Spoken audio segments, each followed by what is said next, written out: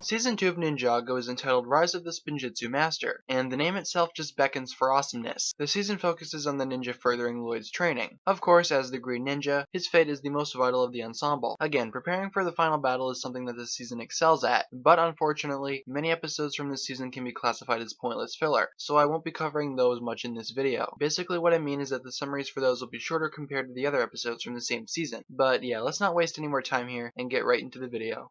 The first episode of Season 2 is entitled Darkness Shall Rise, and picks up almost immediately after the finale of Season 1. The ninja are attempting to repair Ninjago City with little to no elemental powers, and Scales is attempting to claim himself as the Serpentine King, with Pythor now gone. Garmadon appears and wins over the Serpentine by recreating the fallen Destiny's bounty with the 4 golden weapons. This will serve as Garmadon's new base of operations, and the new villainous threat sets out for the Golden Peaks, Garmadon's next destination. Meanwhile, the ninja are still poor, so they have to get jobs to pay rent. Of course, antics ensue, but even after all the hard work, they are nowhere close to rent, and they are too tired to continue training Lloyd. During one of his shifts, Jay stumbles across the Serpentine plotting against Garmadon, and the snakes end up capturing him. Part of the snakes' plan involves them robbing a bank, I guess, and the ninja all get fired from their jobs for either sleeping or being too distracted trying to stop the Serpentine. It's then revealed that the true plan of the snakes all along was to kidnap Lloyd, and Scales will be the one to execute this part of the plan. He breaks into the ninja's apartment and begins to attack Lloyd, but Sensei Wu and Nia appear. Back in the train, the ninja fight the Serpentine generals, and they realize that the train is headed straight for Jay, who is left defenseless on the tracks. The generals get away, but Jay is saved. They rush back to the apartment to find Lloyd safe. Scales was prosecuted for assaulting a child, but he swears that one day he will return. The ninja take refuge in a tiny apartment, but at least the training is going well. Meanwhile, Garmadon forges the mega weapon from the golden weapons, and he continues his plan to conquer the land of Ninjago.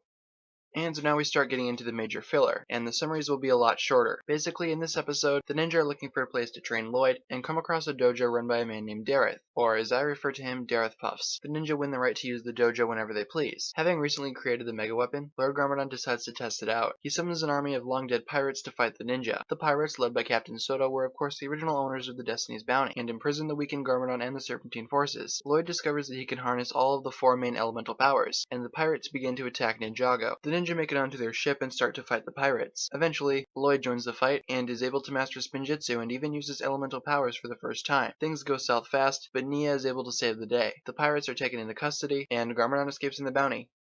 Really all you need to know from this episode is that Garmadon discovers that the Serpentine are dumb, so he creates evil versions of the ninja. The real ninja of course battle the evil ninja, and inevitably end up winning. Then they all go home and Cole happily eats cake aboard a dragon. I'm not even kidding, that's really all you need to know. Okay, this next episode is pretty basic. The ninja get word that Dareth's dojo is going under, so they enter a race to win money to put it all back into the dojo. Everyone enters, including Garmadon, and the ninja win with the ultrasonic raider. Oh yeah, and the ninja get the boat back.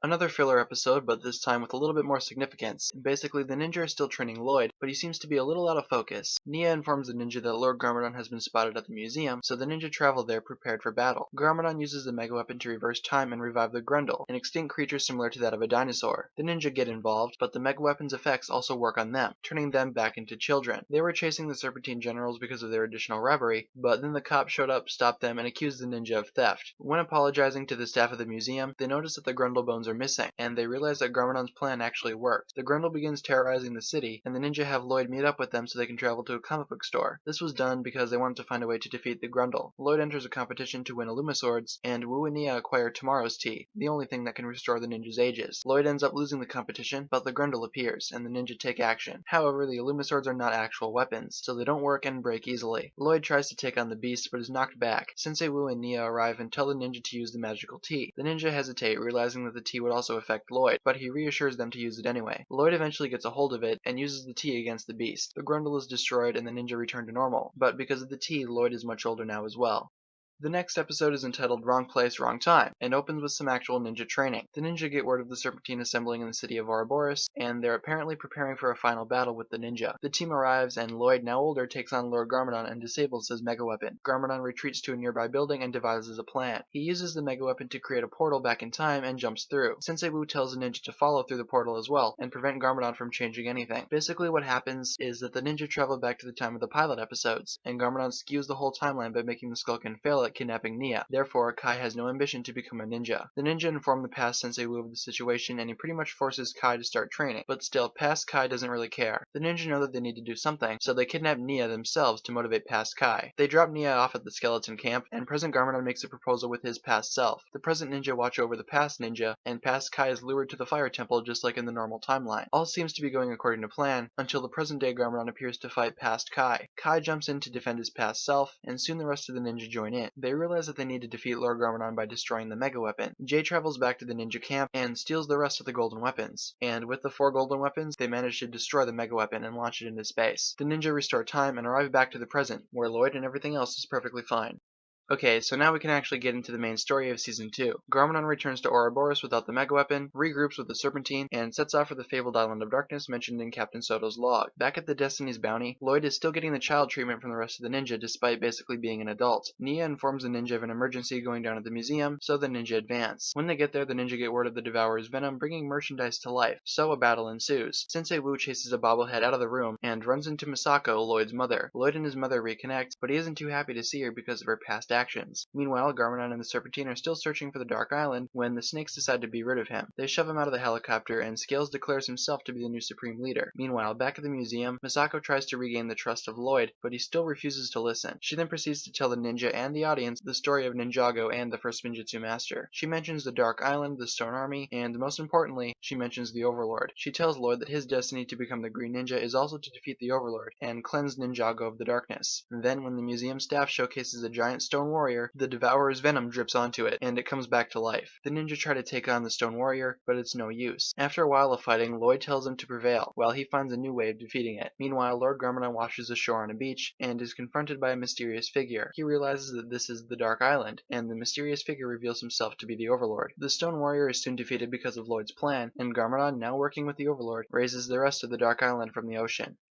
As the next episode begins, Scales is being crowned as the Serpentine King, and the snakes plan to overthrow Ninjago City. Lloyd continues his training with the ninja, and Sensei Wu catches up with Misako to discuss their past. Eventually, their conversation is interrupted by an earthquake, and the ninja begin to investigate. The Serpentine are drilling under Ninjago City, and they stumble across a mysterious ancient door. Misako tells the ninja that according to the prophecy, the earthquakes are a warning to something greater. Scales pushes the button on the ancient door, and the Serpentine discover a dormant stone army. Eventually, the Great Devourer's venom brings the entire army to life, and a battle breaks out between the two factions. The Stone Army leaves their tomb, but traps the Serpentine and leaves them behind, locking them away for good. The Stone Warriors begin to invade Ninjago City, and the ninja do their best to warn the citizens and get them to the designated evacuation area. Back at the Dark Island, the Overlord brings Garmadon to an ancient clock, where he is gifted with the Helmet of Shadows. Once the helmet is removed, the countdown to the final battle begins. The ninja continue to fight the Stone Warriors, while the citizens make a break for the rooftop, and Misako loses track of her ancient scroll for the final battle. She goes back to retrieve it, and the ship is forced to take off without her, but Sensei Wu isn't about to leave her behind. They fight the Stone Army off together, and eventually they are both rescued by the Destiny's Bounty. The ninja and everyone else prepare for the battles to come, and Garmadon prepares for the final battle.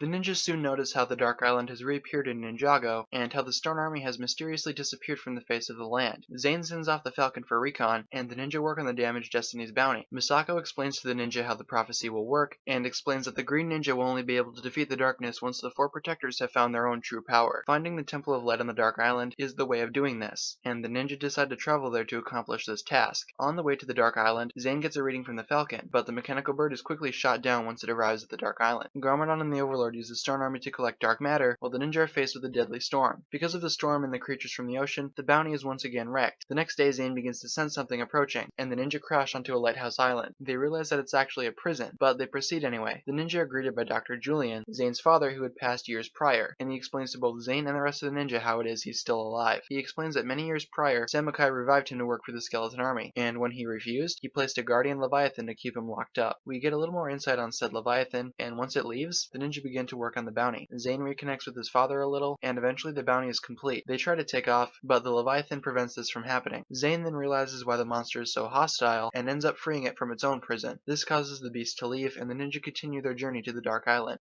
Garmadon and the Overlord are still working with the Stone Army to prepare for the final battle, while the ninja themselves recuperate and discuss the prophecy once more. Misako talks about the power of the Golden Dragon, a power practiced by the first Spinjitzu master, and destined to be harnessed by Lloyd, the next Spinjitzu master. The ninja need to locate the Temple of Light, so they venture off to do so, but not before being warned by Sensei Wu to stay hidden. Back at the camp, the others begin building advanced new vehicles for the ninja, while the ninja themselves travel to Garmadon's camp and try to locate the Temple of Light. Unfortunately, Zane is compromised trying to save the Falcon, but they do end up locating the temple. The ninja get the Falcon back, and they make a daring escape by working together. The Stone Army is hot on their trail, but the ninja do make it back to the camp and armor up with new vehicles. They make an escape in Cole's Earth Driller and try to advance towards the Temple of Light, but Kai knows that it won't be enough. He activates his own mech and proceeds to fight off a few stone warriors and bring the rest of the ninja to the temple. They eventually find it and they enter. They are shocked to discover that the temple is a prophecy in and of itself. There are paintings all over the walls dedicated to the ninja's past adventures, but Lloyd remembers why they are here. The ninja take position inside the temple and begin the process of granting themselves pure elemental powers, and all Lloyd needs to do is strike the bell. He does it and the transformation begins. The ninja are gifted with new robes and elemental blades, both of which will assist them in the final battle against the Stone Army. Lloyd is raised into the air, and using their elemental blades, the ninja summon their powers and transmit them onto Lloyd. The Stone Army arrives at the temple, and a large battle begins between the army and the powered-up ninja. The ninja are obviously at the top of their game, and they end up driving the Stone Army out once Lloyd summons the Golden Dragon for the first time. The ninja are now one step closer to preparing for the final battle.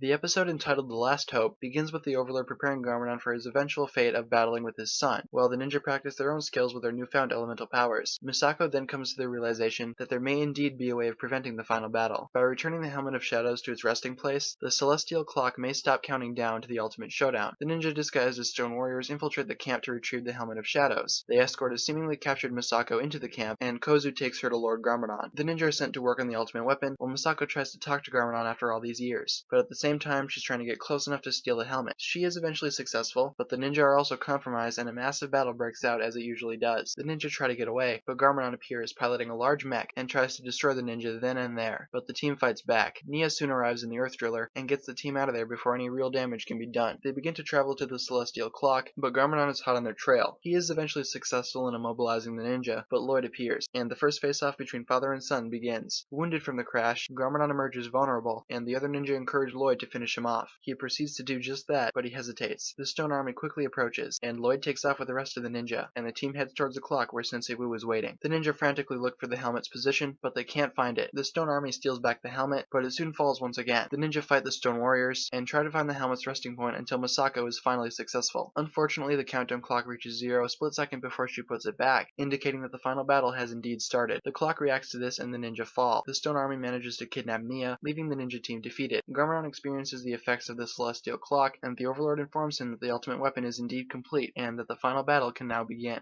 With the clock now marking the beginning of the final battle, the Overlord presents Garmadon with the Garmatron, the ultimate weapon, and the Stone Warriors bring the kidnapped Nia into the camp. Garmadon decides to use her as the first test subject for the dark matter. The ninja return to the beach discouraged by their loss, but after a little motivation, the ninja are ready and get back into shape. They arrive at Garmadon's camp to battle the Stone Army once again, but there is nobody there. However, they discover the tracks of the Garmatron, and Wu realizes what Garmadon's plan truly is. The ninja take charge and run through the jungle while reflecting on old times, knowing that this may very well be their final fight together. Suddenly they are intercepted by a mysterious force who turns out to be a dark matter corrupted Nia. The ninja stay behind to battle Nia, while Wu, Misako, and Lloyd proceed to the shoreline to take on Garmadon. The Garmatron arrives at the edge of the island, and the Stone Army sets up for the assault. Garmadon's family arrives to try to talk him out of it, but Garmadon insists that this is it. He activates the cannon, but is unfortunately informed that it needs to warm up first. Lloyd takes this chance to jump aboard the Garmatron, but Kozu blocks him from doing any damage. Garmadon then launches the first dark matter capsule into Ignacia, corrupting the citizens of the land. The ninja is still battling Nia in the forest, and they eventually use their powers creatively to encage her. Garmadon soon corrupts Jamanakai village, and the balance between worlds has finally been broken. The Overlord proclaims his real intentions and his true identity and corrupts Garmadon himself. The ninja arrive and the horrifying transformation begins. The Overlord has completely taken over Garmadon's body. The ninja attack and eventually everyone gets in on the fight. Lloyd and the Overlord battle each other, showing no mercy, and it actually does get pretty brutal. Lloyd assures himself and the Overlord that his father is still alive inside of him, and the father-son duo try their best to fight the Overlord together. Eventually though, Lloyd is immobilized and tossed aside. The Overlord launches another missile but is blocked by the Destiny's Bounty, which is once again destroyed. The Stone Army and the Overlord create a portal to Ninjago City to corrupt it personally, and flee, leaving the ninja behind on the Dark Island. Lloyd is injured and the ninja have lost, but they assure themselves that it's not over.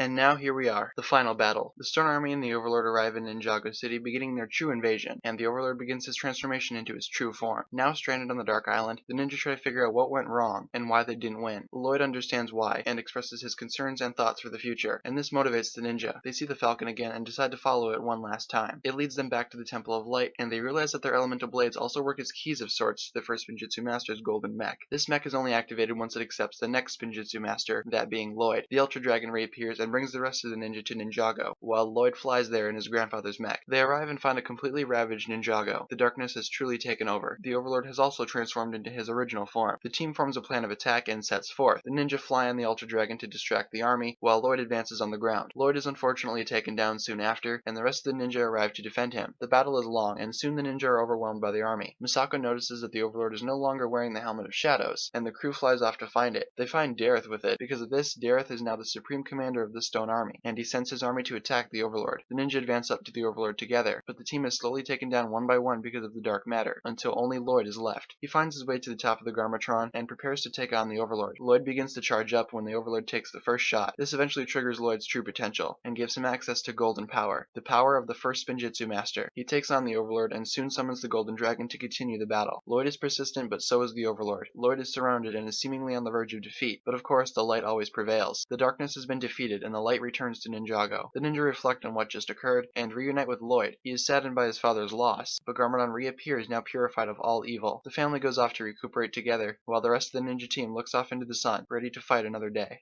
So there you have it, guys, everything you need to know about Season 2 of Ninjago. If Season 2 is in fact your favorite season, feel free to leave a comment with the hashtag VoteS2 incorporated somehow. This will be very useful for a video I'm currently working on that will be uploaded as soon as possible. Your votes really do matter in this series of videos, but if Season 2 is not your favorite season, fear not, feel free to use one of these other tags. But yeah, thank you guys so very much for watching this video. If you enjoyed, don't forget to leave a thumbs up rating, and as always, be sure to hit that subscribe button, guys, because it really does mean a lot to me. Don't forget to leave a comment below stating what you thought of the video itself or the subject matter, or if you just said a general comment, that's fine too. And also don't forget to leave your video suggestions down below as well for a chance to have your idea featured as an actual video sometime later on. Thank you guys so very much for watching. My name is TannerFishies, and with that, I bid you farewell.